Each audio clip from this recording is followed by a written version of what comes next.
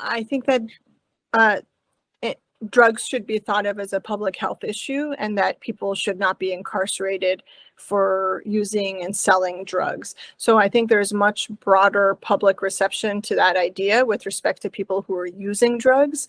But there's still such a long way we need to go in terms of getting people access to treatment, first of all, so that anybody who wants access to drugs. All right, awesome. Well, thank you so much for joining me. I really appreciate your time. My pleasure. Thank you for inviting me. Absolutely. I was really fascinated. I came across your work with the sentencing project, and I have always seen these issues kind of attacked from the side of nonviolent crimes and the implications of those. And I found that there's something peculiar about your research, which involves violent crimes, long-term sentence offenders. And that's usually not an angle that's covered too much. It's usually the nonviolent criminal crimes that are covered in the mandatory minimum sentences. And I think it's such a wonderful cause that you're working for. And so I guess a good way to start would be to ask you what your work at the Sentencing Project, kind of what brought you to that, and what it consists of. Sure. So I have been at the Sentencing Project for almost a decade now. And before that, I was doing a Ph.D. in Sociology at University of California, Los Angeles. And as part of my dissertation research, I was interested in looking at and writing about issues of incarceration. And at first, actually, I was looking at nonviolent crime issues and the challenges that people have when they have a criminal record to get back in the labor market, and the exclusions that they face in terms of even volunteering opportunities and housing and so on. But I happened to get connected with an organization that was led by someone who had previously served a life sentence, a parole eligible life sentence, and she was helping family members and romantic partners of people serving parole eligible life sentences to understand how they could improve the odds of being granted parole for their loved one. And so I documented the work that that organization was doing and the challenges that they faced in gaining parole for their loved ones. And I also situated that more broadly within the context of what was going on in terms of incarceration around the country, because around the time that I started that research, around 2010, prison population numbers were starting to come down around the country. And so when I joined the Sentencing Project, I continued to look at life sentence issues and other issues more broadly. And what I've seen since then is that we've made a bit of progress in reducing the prison population serving time for nonviolent crimes. And that's partly because that's a population that's most empathetic, right? This is not a population that we can say has caused physical harm generally to others in their communities. And so when you look at the overall prison population at this point, since the year 2009, when it reached its peak level, it's come down by about 24%. That's after a nearly 700% increase since the prison population started going up in 1972. So we've still got a long way to go. But when you break down the prison population by offense type, you see that most of that reduction has been among people convicted of drug crimes and property crimes. So there's been roughly 30% reduction in those populations.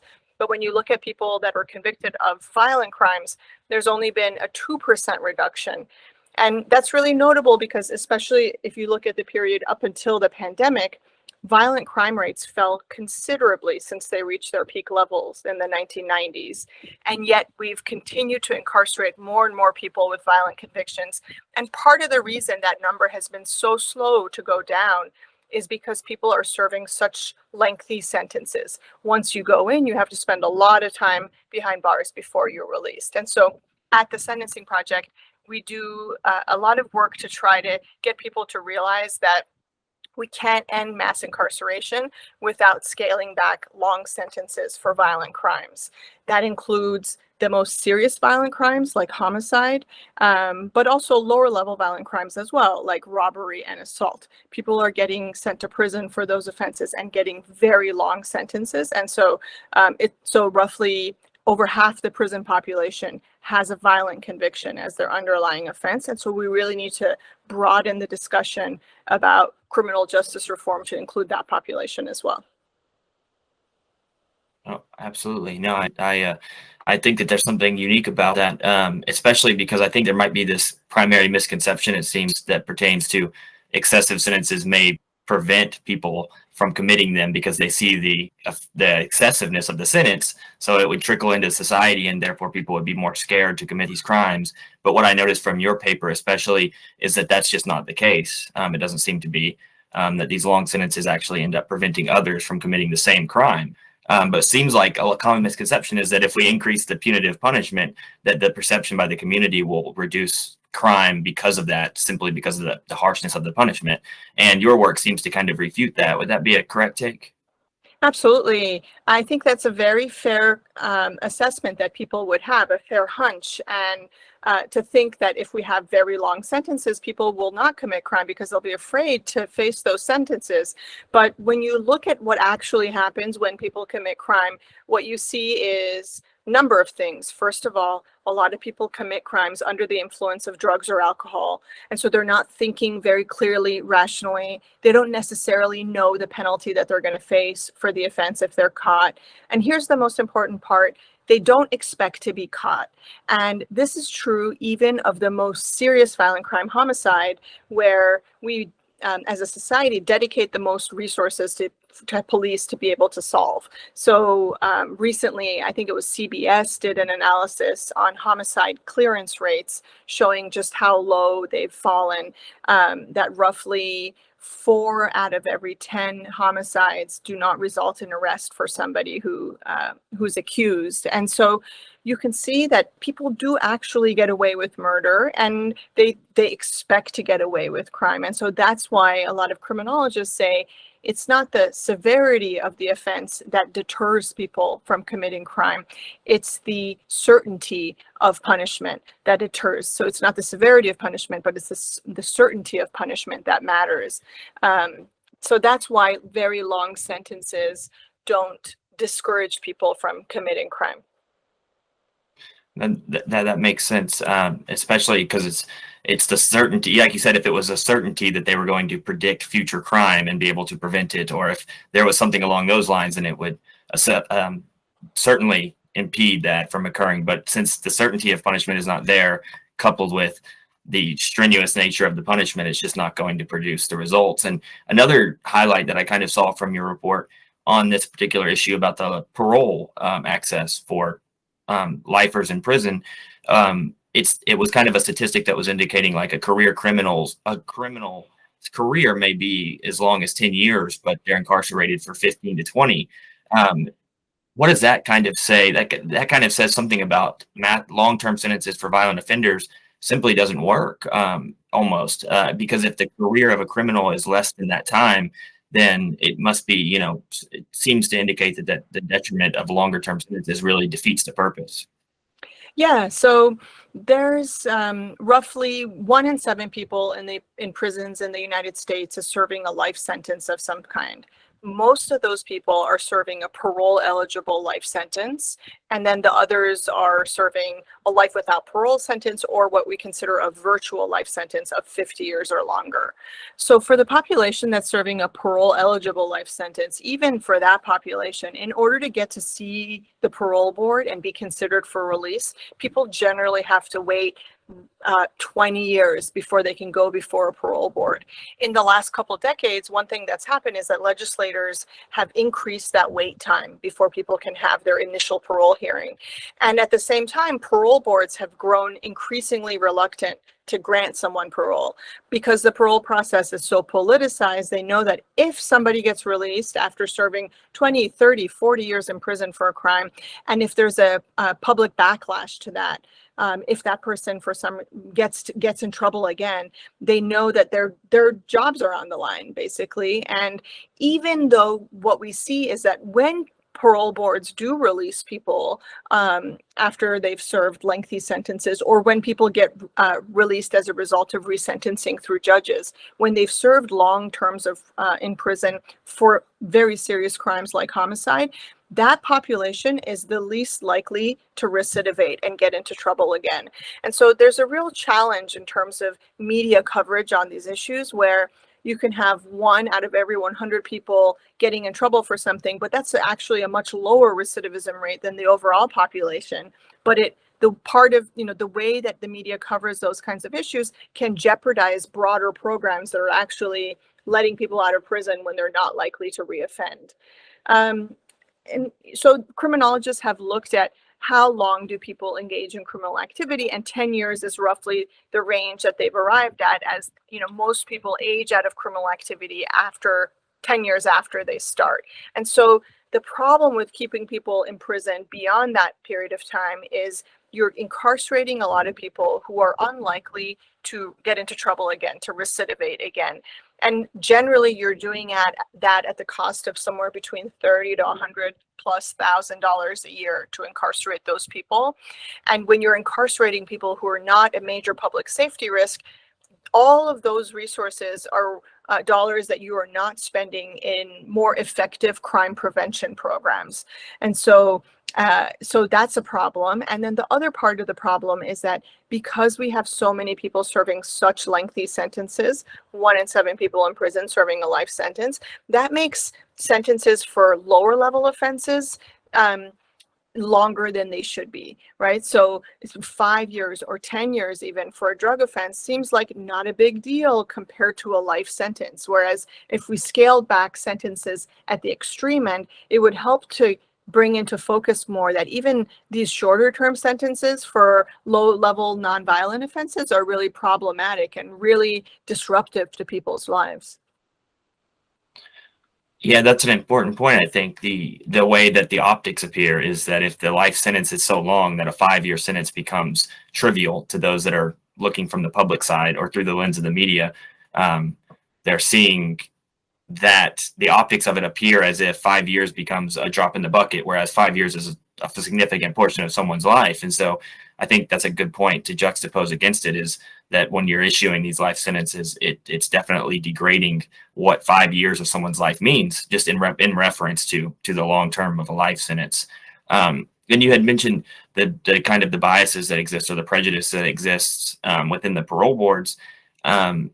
Something I found interesting that was also in the report you had authored or helped author was the nature of how some of these states have put so much red tape around the process of commuting a sentence for parole, like the gubernatorial approvals and things like that. It seems like some states have made efforts to put so much red tape around the process of simply placing someone on parole that they're going in, and this was another point I think you had made in the report, they're going in their initial meeting with the presupposition that they're not going to achieve parole. And there needs to be one of your points of reformation for this would be to invert that process to where the initial parole meeting was congenital, and also these offenders were allowed. Another important point was that they're not allowed to seek legal counsel in some states for these parole hearings. So what do you think on that side of things, the bureaucracy that's involved, or at least like the governor being involved heavily in some of these states? It seems like the states that don't have that much red tape, like California, they achieve better results. Do you think that there's headway being made, and what are your thoughts on the added red tape to the parole process? Yeah, I mean, all that red tape is intentional. The purpose of it is to make it so that very few people are released from life sentences, even though when a lot of these people were first sentenced, judges, prosecutors, everyone's shared interpretation at that time, back in the 1990s, for example, was that you would serve roughly 15 or 20 years on a life sentence and then you'd be released. But since then, all of these forms of red tape, as you described, have prolonged what a life sentence means to people, so that even, some people might have accepted a plea offer and agreed to serve a sentence of life with the possibility of parole, expecting to be released within 20 years. 30 years later, they're still incarcerated and having a hard time making a case for themselves to be released.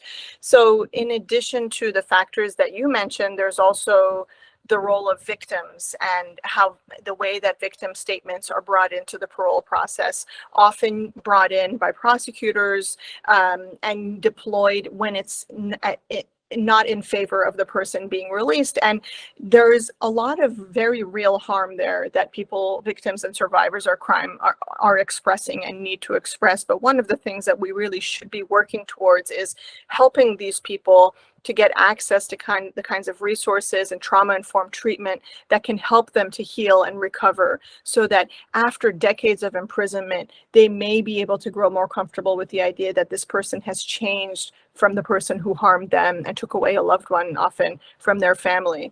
So there's a real gap there in terms of, their system is really designed to orient everybody towards extremely long sentences, but it's not designed to create healing and recovery for victims and survivors of crime. With respect to the role that governors play in the process, it's been interesting. And in terms of the reforms that we're seeing, California is actually a state, for example, where it's among only a handful, but it has such a huge life sentence population that it makes such a big impact. There's been a lot of progress in California in the last couple of years in parole boards being more willing to grant parole to people. But one of the things that still lingers in California is that the governor can reverse a parole board's decision. When someone has a murder conviction, if the parole board says, we think this person's ready to go, the governor can say, I disagree. I'm going to take that back, even though the governor appoints the parole board's membership. And so that's really problematic because it really politicizes the parole decision. And things have gotten better in recent years under Governor Brown, under Governor Newsom, where the governor has not used that authority as much as prior governors who basically shut down the parole process. But you never know who the next governor is. And so that's why the law as it stands right now has a lot of space for future governors in the state to close the door on parole again. And we've seen in another place where this was the case, for example, in Maryland, where the governor had similar authority, a huge reform in the past year where the legislature said, we want to remove the governor from this process. Whatever the parole board says is going to stand. And the governor vetoed that bill, and the legislature overturned the veto and was able to remove the governor from the process. So it's been very exciting to see that even on this issue where, we're talking about people who caused very serious harm to our communities, but we're talking about these individuals decades and years after they did this. And we really need to begin to understand that many of them have aged out of crime, they've matured, they would like to be able to give back to their communities. And so there's much more willingness, I think, than there has been in the past to reconsider these forever or extreme sentences on this population. And so tweaks to parole reform is one way that that's been happening. But another way that it's been happening has been through second look legislation that, and this is a kind of reform that says, instead of relying on parole boards, which are appointed by governors typically and are pretty politicized, let's move the release decision to the courts. Let's allow people to petition judges and allow judges to say whether or not it still makes sense for them to be incarcerated. Because in some of these situations where people are incarcerated, they may be in a state where parole has been eliminated entirely, or there's just a real reluctance to grant parole to people. But if a judge has a chance to look at their sentence and look at the changes that they've made over time, they may be willing to release them. And so that's a reform that we've seen happen in Washington, D.C., where people can directly petition the courts for resentencing after 15 years of incarceration for crimes that they committed under the age of 25. And there's similar reforms as well in California, in Washington State, and in those places, in Illinois as well. A prosecutor has to make the recommendation to the courts. People can't directly petition, but there's advocacy efforts to try to make it so that incarcerated people can directly petition the courts. Excellent. Yeah, that's a good example of a strong checks and balances that existed there, at least in the one state you highlighted, of the governor vetoing it, the legislature overturning it, and the kind of judicial system in a positive aspect of itself, where it's the checks and balances kind of helped save some of these attempts to make sure incarceration also results in a effective rehabilitation, which obviously is primarily the point, I would presume. And you mentioned California as an example, and it's interesting because you think that these, a lot of times once again, the optics that are presented through the media, the public is going to make a presumption that that this is inevitably going to lead to more and increased violent crime if you were to enact these in all the states. But California is a heavily dense state of population, and I think some of the data that I've seen, at least since they've implemented these, they've had more commuted parole sentences for life, and they've also had a further decrease in violent crime alongside of it to help justify the means, or at least provide data to represent, okay, there's not the skyrocketing of violent crime. Thinking that the conception by the public is generally that of one, if we were to start issuing these easier or more accessible parole routes for lifetime offenders, especially in the violent arena, the conception and the optics through the media especially are generally just, there's a perception, whether or not it's the reality, is that it would lead to an increase in violent crime. And inevitably that seems to be one of the primary causes for what made more readily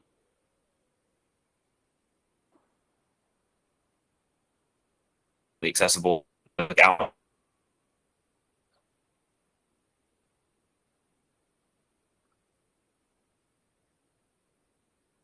cry against, since their crime rates have decreased.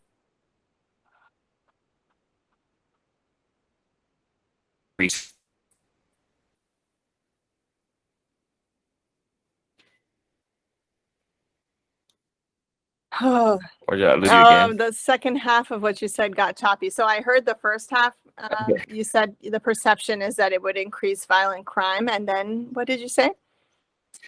And then I had seen some data that California had already implemented some of these Right. access to parole more frequently, and they've actually proven alongside of that their violent offending rate has actually decreased in reference to the rest of the country, despite having these more accessible parole options. Is that something that California has set kind of a precedent for the rest of the country to at least judge this by? Oh, absolutely. California, we've seen data from California, from Michigan, from Maryland, where as either as a result of reforms, in the case of California, legislative reforms and changes by the governors. In the case of Michigan, just looking at the people who've been released after life imprisonment. In the case of Maryland, there was a legal case called Unger versus the state of Maryland, which found that a number of people had been convicted under bad jury instructions, and so they had to be resentenced, and a number of them were released. Roughly 200 people were released who had served over 20 years in prison, typically.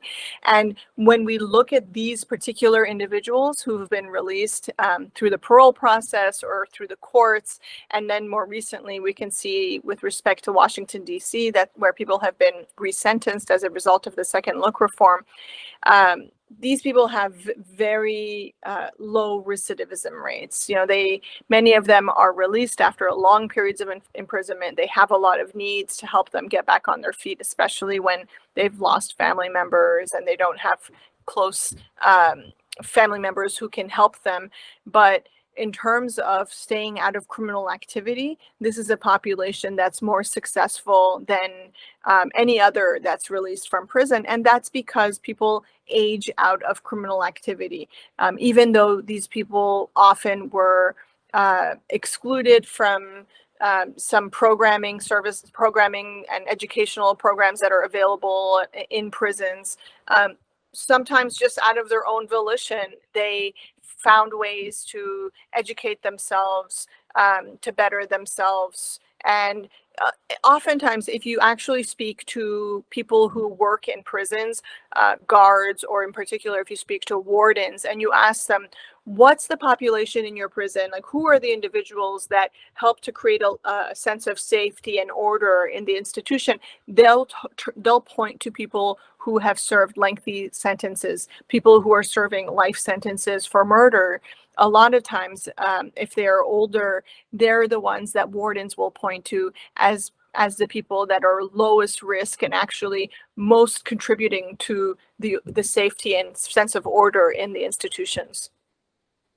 Wow, that's an interesting point. Just because, like we had said before, the prevalence of life sentences seems to negate and minimize or trivialize the shorter sentences, and so I think that it seems to be a difficult subject to put across to the public to reformulate how this is viewed, that that violent criminals should have a second chance, that these second option opportunities, when made available, are actually more rehabilitative than lifelong incarceration. And it's such a kind of a contrasting view to the way most of us probably view this issue. And it's so important probably to know the data on it, to make sure that our prisons are incarcerating and rehabilitating and not just incarcerating, because it is an intriguing point that America possesses has such a population, but yet it has such a large population of the world's prisoners. And so in regard to the prison population and adult life offenders, the reform you're mentioning and the research you're doing, I think, is important. And it's something I wanted to switch to really quickly, if you don't mind, was something I'd read in one of your was switching over from adults to juvenile, the relationship between juvenile imprisonment, juvenile offenders, and how that relates to our disparities in the prison system now with adults. I think I had read a quote from one of your papers that I found really intriguing, which was something along the lines of that public support for, I think the quote was, public support for punitive juvenile justice to some extent represents a desire to control other people's children, which I find a striking, unique quote. And I wanted to kind of ask you to, maybe if you wouldn't mind, kind of explaining what that means and how juvenile offenders impact our system right now. Sure. So I have colleagues that have more expertise on the juvenile justice system than I do, so I'll do my best to sort of paraphrase the what I know that they've brought on this issue. Sure. And so there are a number of things to consider. One of them is that if we were to achieve in the adult justice system what we've done in the juvenile justice system in recent years, we would have come a long way to ending mass incarceration, because the number of kids that are incarcerated in youth facilities has come down quite a lot since the year 2000 by more than 50%. And meanwhile, at the same time, the number of adults who are incarcerated has not come down by nearly that much. So in that sense, the youth justice system is a model for the adult system. And there's been a lot more willingness there to consider whether or not youth need to get incarcerated at all, and if they are incarcerated, for what period of time. So then in terms of the more extreme end of the spectrum, youth who commit homicide, for example, we've also seen progress there, where in the Graham, Miller, Montgomery decisions in the last decade or so, the Supreme Court has said that people under the age of 18 should be very much protected from life without parole sentences. In the United States, we still maintain the very shameful anomalous status of still sending some kids to prison for life without parole sentences, but that has been really narrowed by the Supreme Court, so that it can no longer happen for non-homicide crimes. And even when it is a homicide crime, it can't be a mandatory juvenile life without parole sentence. So there's been some progress there, but there is still a long way to go. And then one of the lingering questions for a number of states is, if they are to abide by the Supreme Court decision and eliminate life without parole sentences for most youth, what does that mean in terms of an alternative? Is a 50-year sentence is that an appropriate sentence, or is that effectively the same as a life without parole sentence? So that's something that still a number of states are grappling with, and advocates are pushing for a reform on to reduce the minimum sentence that's required for young people. In terms of the quote that you shared, that has to do with something that's been noted about the history of the juvenile justice system, and that remains applicable today, which is that when we think about the juvenile justice system, was very much something that was considered a site of rehabilitation and reform when it was considered to affect young white people. But as more youth of color were brought into the system, and as the juvenile justice system became a structure and process for where white people dealt with other people's children, it grew increasingly punitive. And so in particular, if you think about the era of the 1980s and 1990s, when we had the era of the so-called super predator myth, where some people were predicting a massive outbreak of youth crime, and implicit there was that this would be crime that would be committed by youth of color, and the kind of dehumanizing language of super predator is largely reserved to apply to youth of color. When we move in that direction, and when we have this sort of hyper racialized sense of who's impacted by these policies, that's when we move towards more punitive policies as a society. Whereas if we're thinking about the impact of the criminal justice system or the juvenile justice system, if it were to disproportionately impact white Americans, it would probably be less punitive. And so that's something that there's a formerly incarcerated advocacy leader in this space. Her name is Vivian Nixon, and she has made the point that when we think about when we think about when we think about crime as other people's problem, then we arrive at the solution of extreme punishment. But if we think about it affecting our own communities, then we're much more likely to think about and come up with more meaningful solutions.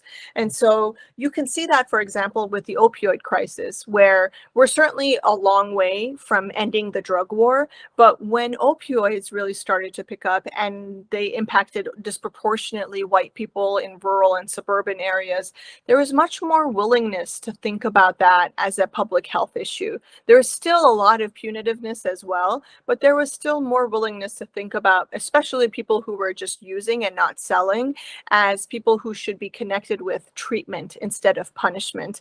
But if you compare that to the crack and heroin crisis of the 80s and 70s, then that was a period of time where those kinds of drugs were very much associated with African American communities. And the response was not, let's really sit and think about what's effective, but it was just, let's throw people in jail and prison, and let's do it for as long as we can. And so race plays a major role in whether we come up with solutions that are effective at getting to the root of the problem, or whether we come up with solutions that are sort of more emotive and don't solve the problem, but just sort of unleash our anger towards people for problems that as a society we failed to get to the bottom of. Absolutely. No, it's really well said. And I think it's like psychologically, it's like a projection of one's own insecurities potentially on a mass scale politically, potentially onto a smaller portion of the population. Like you had said, the quote that I had said wasn't meant to be kind of out of context, but essentially to exemplify that point that there's this overt desire to put somebody else's house in order before your own is. And speaking philosophically, crime and punishment is always kind of an enigma, because you have to take into account agency and free will, and how much of that is actually attributed to one's actions in the world. And so if one is to, a lot of times I speak on philosophy on my interviews, and to bring that in a little bit here is on that nature of juvenile free will, and how much of juveniles' actions can really be attributed to their own agency. And that's a very difficult and dicey subject, I would assume, because if you remove free will from the equation, a juvenile, at least to me, seems to be predisposed to having less free will, because their environment is still subtly shaping who they're becoming. And so their actions may be more or less predicated upon the actions of other, as opposed to self-will and alignment with a certain goal of committing purposeful offenses. And so it just seems like a critical issue. And one of the other things I think I heard you highlight in one of your speeches about juvenile crime was that despite the lowering of juvenile offenses being committed and juvenile offenders being incarcerated, there's still an increasing racial disparity despite the decreasing crimes. What are your thoughts on that kind of paradigm? Is that associated with most certainly the racial perception that might be being matriculated outwardly from the justice system and the higher levels? That's absolutely part of it. So what my colleagues have shown is that even though the overall number of youth in the juvenile justice system has come down across the board, white youth, Black youth, Native American youth, Latinx youth, but when you look at the progress, it's happened more with white youth than youth of color. And so that's what's made the racial disparities increase. So it's sort of the cup is both half full and half empty, in that the overall absolute number of youth of color has come down, but the pace of reduction for them has been slower than the pace of reduction for white youth. And what that underlines is that when we think about issues of mass incarceration and in the adult or the juvenile justice system, we can't just think about reducing the overall populations. We have to have an explicit goal of racial justice, of creating racial equity, because otherwise, if we just leave it be, then the disparities that exist can get worse. So in terms of why these disparities exist and why they're getting worse, I often encourage people to think about two different sources, and I think it's important to think about these two sources, because if we actually want to have a criminal justice system where as few people as possible are incarcerated and we have no racial inequality in who is incarcerated, we have to get to the bottom of both of these things. One of the sources has to do with disparities that are created from within the criminal justice system. So some of what we've been talking about, like the willingness of prosecutors, for example, or judges to perceive more criminality against when they're considering defendants of color than white defendants, and to pursue harsher charges and harsher sentences against those individuals. So that's one source of disparity. Also, another source of disparity from within the justice system has to do with the fact that we have laws that have a disparate impact on people of color than on whites. So a classic example of that is the 100-to-1 crack cocaine sentencing disparity at the federal level, which is now 18-to-1, and will hopefully get reduced or eliminated in the next year. But in addition to that, there's the fact that people of color in our society tend to have less wealth and income than white Americans. And that means because of the justice system that we have, they will have worse outcomes because they can't post bail, they can't hire attorneys as frequently that have dedicated resources to investigating their charges and so on. So that results in worse outcomes for poor people who are disproportionately people of color. So that all has to do with what's happening within the criminal justice system. But if somehow magically you could wave a wand and fix all of that, so that there was no additional source of disparity that the criminal justice system was feeding into, the process, you would still have a higher proportion of people of color, and particularly African Americans, incarcerated. And that has to do with the fact that there are differences in criminal offending when you look at the most serious violent crimes. It's not there when you look at non-violent crimes like drug offenses. People use drugs and sell drugs at similar rates. But when you look at serious violent crimes, there is a higher rate of homicide victimization and homicide offending among African Americans. And that has everything to do with concentrated urban poverty, with the fact that the population that's most likely to live in settings where there are violent crime, where there's going to be violent crime in urban cores, that tends to be Black Americans that live there, and white Americans disproportionately live in suburbs and rural areas, which typically have lower rates of violent crime. So if we want to address that, that kind of disparity, we have to look beyond the justice system. We have to look at patterns of residential segregation. We have to look at the wealth gap. We have to look at differences in opportunities in terms of access to jobs and educational opportunities. We have to solve those problems as well. So it's not possible to fully eliminate racial disparities in the justice system unless we tackle both of those sources. No, that's well said. And I think, like you had mentioned, that the bedrock of it isn't necessarily confined to the discrepancies that exist at the judicial level, but it's the disparities that exist socioeconomically that predispose these communities to being at a higher rate of committing these crimes. And sometimes, to me, it seems like sometimes these gaps are inevitable. I mean, kind of when we talk, not to go into this subject matter by any means, but with gender, there's generally a pay gap associated. Well, to find out where that pay gap comes from, it's not really fair to assume that it's not necessarily a necessary part of the difference between male and female. Potentially, society's roles for those two genders has predicated them to be paid less or work. There's just, like you had said, there could be an underlying dividing line between something more so than just the justice system, that African Americans are committing these crimes for a different reason more frequently, and that would be because they're not as privileged with socioeconomically in these certain areas, suburbs and stuff like that, and then the perceptional prejudice that comes with the way we view them, and so it's like you said, it's a multi-level problem, obviously, and it's like a kind of a bottom-up fix that you fix one thing at the top, but not at the bottom. Then you're kind of treating symptoms instead of the cause. And so, but what's ultimately not true, I think, is that it's African Americans are committing more crimes because they're African American. That's a major problem of perception.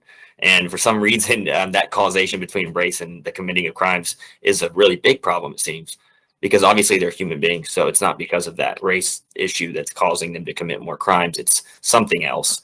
But the presumption that because they're this race, that's why they're doing it, that's a really dangerous assumption to make. Absolutely. Yeah, that's right. Yeah, I mean, I would say that in terms of the two sources that I just laid out, I think that if you similarly, if you wave a wand and you made it so that our society provided equal opportunities to people, so that there wasn't such a huge wealth gap, racial wealth gap, so that our neighborhoods weren't so segregated as they are, then and so patterns of racial offending with the most serious violent crimes were exactly the same. If you somehow solved all of those problems magically, you would still potentially have disparities that the criminal justice system itself introduces, just like any other sector in our society, like education and healthcare, where Black Americans face prejudice and experience different outcomes. And so it's really a two-pronged approach that's needed in terms of what's the response to crime and why is the crime happening in the first place? Yeah, exactly. And that's part of what kind of the Black Lives Matter movement, when it's directing its energy and its forces towards the policing, it's not simply the policing issue. It's basically a judicial issue. It's a governmental issue that's not just at the police level. But it seems like a lot of the outrage and outcry is devoted towards the policing side of it, the enforcement side, rather than the interpretation of the law side in the courtroom. And do you think potentially, that I think that there could be probably police reform, but the energies that are used to target the policing of the crimes may be looking at a symptom as well, rather than the cause. And so maybe the outcry against the policing and reduction of police might be counterproductive to the overall cause if the level of if policing itself isn't where the problems lies. So do you think something to do with the proclamations and outcry against cutting the police budget and doing those kinds of maneuvers, those probably won't show up statistically in these metrics that we're talking about now, as far as incarceration rates? To me, it wouldn't seem like you're saying there's a further layer that exists. And so the efforts towards policing, which there may be issues at that level, ultimately that energy might be better focused at one of the causative issues, which would be more of the interpretation in the courtroom as opposed to the enforcement on the streets. How would you see that paradigm? Well, I think that the policing issue and the incarceration issue are in some ways distinct and very closely related. So I think it makes sense for there to be a lot of focus on policing issues, partly because that is a very common way that people interact with the criminal justice system. And that is a kind of constant concern that a lot of people have as they're driving, as they're walking around, of whether there's going to be an interaction and what's going to happen as a result of that interaction. And so a lot of that has to do with the underlying laws that we have that encourage police to make a lot of contact with people, and then the underlying bias that contribute to them being more aggressive and being more intensive when they're interacting with people of color and African Americans in particular. So I think that, that's sort of the front end of access point into the system, and that itself, even if it doesn't result in incarceration, can end up being very harmful and brutal and deadly for some people. And so in that sense, I think it makes sense to think about and have a lot of attention on that issue. In terms of defunding the police, I think that what that idea is broadly trying to convey is that some of these underlying problems that we face, that we're sending police out to solve, like mental health issues or drug substance use problems and the problems related to that, there are calls for non-police solutions to that. So let's figure out how to get people investing, let's invest public resources more in education and job training, things like that. And I think for me, defunding the police partly conveys that idea, which is an important one, that we do need to be tackling the root causes of some of the problems that we're seeing instead of sending police to sort of be the first level band-aid on some of these problems, and in many ways exacerbating them as a result of the contact and nature of the contact that they have with people. Yeah, no, that's an excellent point. I think that you had mentioned the word empathetic earlier, and I think that it comes down to that. It's how much can someone else feel for someone for other? How much can yourself feel for the nature of other and the emotional aspects of how others in the world are being treated in result of your own actions? And so it cuts to the core of kind of what humanity really is. And so it's not easy to reform or create or teach empathy to police officers. And as sad as that is, it truly comes down to how much can you put yourself in the shoes of another person that you're harming. And like you had mentioned, there is an implicit problem with the way that these interactions occur, because I remember just anecdotally as a child being when my parent or my mother was arrested, it was being put in a police car at a young age, and that traumatizing me against police lights for a long time as a child. And so then that leading to further discrepancies in my perception of the police force moving forward into adulthood. And that's something I've overcome, but it is an interesting thing to think about for other children who may be in that situation today. And to me, it doesn't seem that impact like that that is a primary display of non-empathy, of a lack of being able for the police officer to see to the eyes of the mother and the child in that situation. And that, scarily enough, can result in an upbringing of a child to be discouraged to interact with police, have this negative mindset, and then the police want to blame the populace. But it's an inverse, really. It's the police in kind of imbuing that mindset at an early age into children inadvertently due to the lack of empathy, and then blaming the person that they caused it in later for their own actions. And so I think you made a brilliant point there, that there's at the beginning about empathy, and then here now about why is the front-facing community against police so heavily. Well, you have to, there's something out of balance with that, for sure. Yeah, and I do want to also add that one of the tensions that we see is that within the communities that are most impacted by policing, not everyone says that they want less policing. There is a book that James Foreman Jr. has written. It's called Locking Up Our Own, and it looks at the history of Washington, D.C. and how DC came to have, really intensive policing, high levels of incarceration for its overwhelmingly Black population, even while the city's leadership, the political leadership, and the leadership of the police were Black themselves. And so it underscores that even Black elected officials and political leaders were very much supportive of mass incarceration in certain cases. But what he says is that a lot of communities that are very much impacted by crime, they call for a lot of things other than policing. They call for investments into their communities to tackle some of the problems that they're facing, investments in education and drug treatment. A lot of times those calls are ignored, but the request for policing is provided. And so there's an imbalance in terms of, if you look at, communities that are high crime areas, in particular elderly populations in those communities will say, no, we don't want police to go away. But yes, we would also like to have investments to tackle the root causes of the problems that we're seeing, so that we're not just dependent on police. And so, I think if we can get past the sort of political, all the sort of political fog around this, the underlying idea is that people want to live in safe communities. They want public resources invested in creating those safe communities.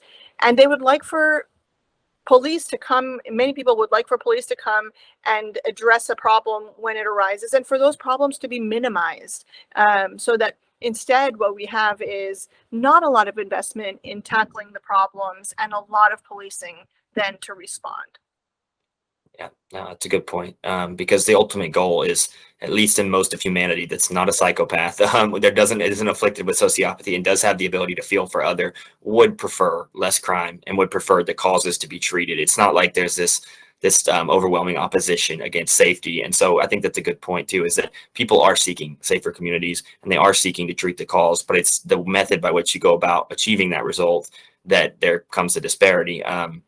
And so it is an interesting dilemma. And not to switch gears too much, but I find this particularly interesting phenomena in American prison system, the idea that there is some of our which you may not have a lot of, you may not specialize in this area too much, but the idea of some of our prisons being privately owned and operated, that is kind of something I had found out about a couple years ago and was kind of unaware of, and was at a prison visiting someone and kind of noticed that the Corrections Corporation of America was on, there were all these pictures on the walls, and there was this weird feeling that this was like a Fortune 500 company that maximized its bottom line based on the amount of heads in its prison. What is that something that could be some needing? Is that something that is not necessarily in your eyes a good thing? And getting rid of that, is that something that you would see as beneficial? Just kind of what your thoughts are on the privately owned portions of prisons in America in regards to nonviolent and violent offenders. Yeah, I'm glad that you raised that. So in I definitely think it's generally a bad thing for prisons to be operated by private for-profit corporations, because the incentives are skewed. You know, if the primary goal is to maximize shareholder value by maximizing profits, then that is not aligned with creating the best experiences for people behind bars. What it does is it encourages understaffing. It encourages strange dynamics of, requests of which incarcerated people are held in facilities. It encourages, cutting corners in terms of services that are offered, quality of food that's offered. So it's definitely a problem. And there are very, very many examples of prisons that are especially unsafe because of these kinds of decisions that have been made. So, but having said that, I would also note that I think a lot of people overestimate how serious the problem of private prisons are. And that's, and one other problem of private prisons that I should add is that certainly they do lobby to make sure that as many people are sent to prison for as long as possible, because that is aligned with their mission. And similarly, when it's not about the prison population and it's about immigration detention, they do similar kind of work to try to get as large of a population detained as possible in their facilities. It's a big problem within immigration detention, but within prisons for people who are convicted of crimes, it's a different story, because only about 8% of the U.S. prison population is in a private facility. It changes based on states. Some states like New Mexico, for example, have a much higher proportion. Other states are down to 0. But overall, when you look at everyone in prison in the United States, it's 8%. And so I think people generally would estimate that proportion to be much higher, right? And that's partly because it's just so, in some ways, just obviously repulsive to be making a profit off of people's incarceration. But at the same time, I think the 8% figure is really important to recognize, because it means that, it helps to direct our focus on where we need to look at in order to end mass incarceration. Completely ending incarceration in private facilities is an important goal. But it would not end mass incarceration. It wouldn't even come close, because of how many people are in publicly run facilities. Now, the impact of for-profit businesses on incarceration goes beyond private prisons. It goes towards all the companies that provide services in publicly run facilities, that provide food, that provide healthcare, that provide phone services. There's a lot of money that's being made off the backs of people that are incarcerated. But what my bigger point is that the profit motive is not, in my view, the main issue that we have that's driving mass incarceration. Instead, it's the political problem that we have, and that's fueled by imprecise and misleading media coverage that leads people to think and leads people to demand extreme sentences, lots of incarceration, and think that those things are what produce public safety, when in fact we can achieve it we should be achieving public safety through other means that are not nearly so harmful to overwhelmingly populations of color. Good point. Yeah, because like you had said, that's kind of a lot of at least conspiratorial things about the private prisons, and like you said, taking the representative sample of how much of the system it really composes is an integral aspect of analyzing this problem, and that's really important to highlight because, like you said, just admonishing all of them right with the stroke of a pen by the governor's order or the president's order would not come close to impacting this. So sure, it's a symptom, potentially a minor cause, but what we're seeing, at least in the racial problem, at least especially in your report, which was overtly detailed, was the perception issue, the issue where there's a perception of crimes committed. And the data that you represented in the sentencing project and yourself represented in that report overwhelmingly showed there was a majorly disproportionate amount of especially white Americans who thought there was a much larger percentage of the minority communities committing these crimes, sometimes 20%. Difference. And so there's, like you said, that has to be influenced by the optics presented by the media. Where else would you get these ideas? So truly it's not even that so much this is the case that there's a disparity of incarcerated, which there is, but it's also the perception that there's an even higher one that's propagated. Yeah, that's right. And so really correcting media coverage so that people have a better understanding of who's actually committing crime would go a long way to addressing that. Also, helping people to realize who is the population that's incarcerated. There are a lot of constraints that even media faces in being able to go and interview people and tell stories of experiences from behind bars. And, prisons really make it very hard for reporters to go in and do that kind of storytelling. And so even being able to sort of humanize incarcerated people and let them speak and let them explain that, what I did a decade plus ago was something that I regret, is something that I've moved on from, I would like to make amends for. We don't get a lot of that kind of coverage. Instead, what we get is the person at the time of the offense, and then potentially coverage on people when they are released and get in trouble again, right? And so there's, that's what helps to get a lot of attention and clicks, but it doesn't necessarily serve us in terms of effectively informing the public on what actually are the rates at which people get into trouble, and really what does happen to people after lengthy periods of incarceration. Yeah, absolutely. Because there's also a psychological impact on long-term incarceration that could actually, this is unscientific, just a framing of point of view from subjective experience with those that have been in prisons. It seems like there's a personality effect that exists whenever you're just as was demonstrated like in the Stanford prison experiment or something like that, where people become, or like in, I guess, some type of paradigm where people become adjusted to those whom are in authority, basically because of their authoritarian position. And so when people are incarcerated for long periods of time, say over what would be adequate to rehabilitate at that point, do you think potentially, psychologically, potentially when they're out, that long-term incarceration, if they were to have been released, say 5 years prior or something, they would have been in a better spot. But because of being in that master subject, that dynamic that exists inevitably within prisons, that's like a psychological component to that kind of ingrains within someone. If you've been in prison for 15 years and maybe if you were only in for 5, you're potentially less likely to reoffend. But since you've been in there so long, you've grown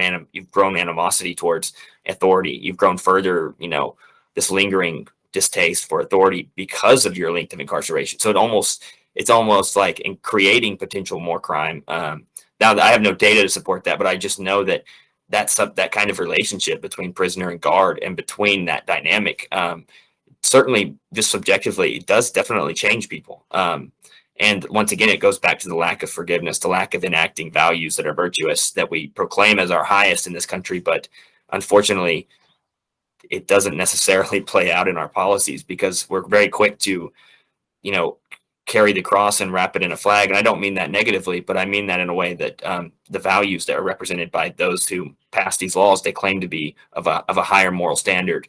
And unfortunately, the not enacting those in the treatment of other is just ultimately what the source of all this really comes down to, it seems like, unfortunately.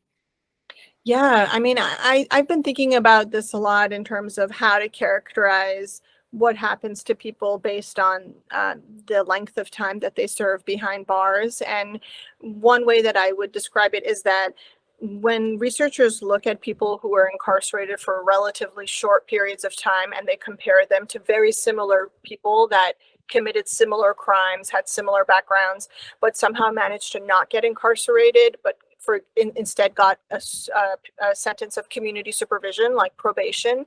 A number of studies suggest that a length of time of incarceration versus community supervision does not serve people well. The community supervision outcomes are better than the incarceration outcomes. And that has to do with so many different factors. It could be about the psychological issues that you suggested, but it also has to do with the fact that if you get incarcerated, you are disconnected with your family, you're disconnected with your, the people who are positive influences on your life. You lose your job, you come back out, and you have to get back on your feet with a criminal record. All of that is so hard to do. Whereas if you have a period of community supervision, you might be able to still keep your job, or at least you don't have a very long period of time that you've been absent from the community that you have to explain to every single job applicant for, why that was the case. So that's one comparison.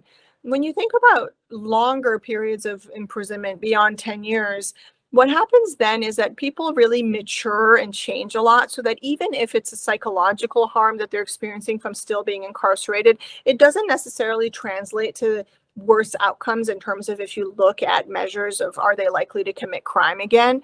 But what does happen is when you have people, but they do become individuals that have even greater needs in various ways, right? And so a greater need to get assistance to find housing, greater need to get assistance to find employment, things like that. So many different things. And that's partly because their support network is really strained.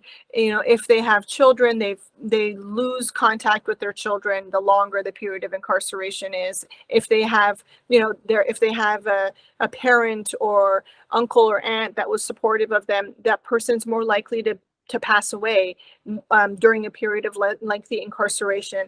And so the person is released from prison much more isolated if they've served lengthy periods of time, but they're much more mature as well and less likely to criminally offend. So there's a lot of outcomes to look at beyond whether or not they're going to commit crime again.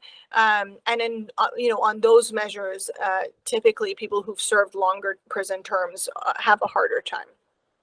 Absolutely. Yeah, that's a good point. And like I had said, that was kind of just my subjective experience, but bringing in through the angle of that there is certainly people who have had longer prison sentences, matured, and have been successful after being released. However, the ultimate goal being to try to reform these sentence lengths for the sake of rehabilitation, I would assume. And we seem to incarcerate much more than the rest of the world. And so obviously the high level of prison population, which like you had mentioned in one of your talks, which is the positive side of it, is that it was going up and up and up for so many years since the 70s or the 80s. And then in 2009 or so, it seemed to find a decline, whether that be 2 to 3%. You think you had highlighted that even that is statistically significant data because it had been rising prior to that. So at least there was this, and with President Obama's passing of some of these second chance laws, I believe, or President Bush, some of those efforts are inevitably going to trickle down to a lower prison population. So I think primarily the work that you're highlighting with the violent criminals parole sentences and the life sentences being commuted is important, really. As we had discussed earlier, is there's a lot of focus on nonviolent offenders. And not to keep you too much longer, but what I wanted to kind of pair with that point is, how do you see the drug war? I know it's a loaded question, not a loaded question, but a big question. With your work on violent crime and the importance of treating that with empathy as well. However, it seems to be easier to at least show empathy from most of the population towards nonviolent offenders. Do you see that leveling out towards violent offenders at some point? And how do you see the efforts that Oregon made to decriminalize drugs? Do you think that kind of needs to be paired with a kind of a I don't know. I guess I'm asking kind of how you see solutions that people have found on nonviolent crimes, such as the decriminalization, legalization of those drugs, and how that relates to the incarceration of those people? Yeah, so I think that uh, drugs should be thought of as a public health issue, and that people should not be incarcerated for using and selling drugs. So I think there's much broader public reception to that idea with respect to people who are using drugs. But there's still such a long way we need to go in terms of getting people access to treatment, first of all, so that anybody who wants access to drug treatment doesn't have to wait a single day to be able to access it, so that medication-assisted therapy is widely available for people who have opioid problems.